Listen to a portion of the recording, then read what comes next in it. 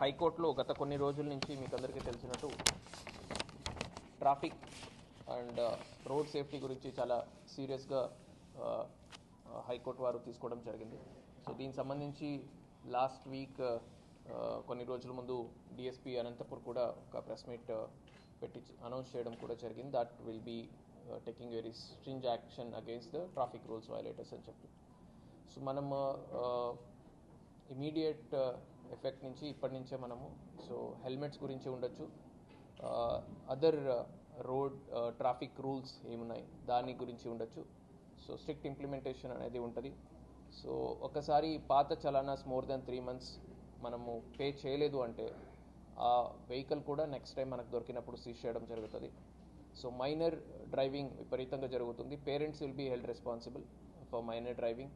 Triple riding and wrong side riding కూడా చాలా వరకు మనకు దొరుకుతున్నాయి. సో వాళ్ళ మీద కూడా స్ట్రింజ్ యాక్షన్ తీసుకోవడం జరుగుతుంది. అండ్ ఆటోస్ కూడా చాలా వరకు మనం ఇప్పుడు మనకు లాస్ట్ గార్లదిన యాక్సిడెంట్ తర్వాత I think we have registered more than 6,000 cases exclusively on the autos. So అది కాకుండా ఇంకా కూడా చాలామంది చిన్నపిల్లల్ని కూడా ఓవర్లోడ్ చేసుకుని తీసుకెళ్లడం జరుగుతుంది. సో తల్లిదండ్రులు కూడా కొద్దిగా ఆలోచించాల్సిన అవసరం ఉంది. దట్ అంతమంది పిల్లల్ని ఒక ఆటోలో పంపించినట్టయితే సో ఛాన్సెస్ ఆఫ్ యాక్సిడెంట్ ఉండొచ్చు, నెగ్లిజెన్స్ ఫ్రమ్ ఆటో సైడ్ ఉండొచ్చు, ఇవన్నీ కూడా ఉంటాయి. సో దాన్ని కూడా దృష్టిలో పెట్టుకొని వాళ్ళ మీద కూడా మనము ఎన్ఫోర్స్మెంట్ చేయడం జరుగుతుంది.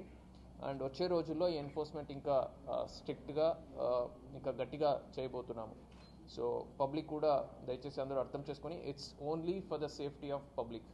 So public convenience and public safety గురించే మనము ఈ మెజర్స్ తీసుకోవడం జరుగుతుంది. సో పబ్లిక్ కూడా దీనికి కోఆపరేట్ చేస్తారని కోరుకుంటున్నాను. Thank you.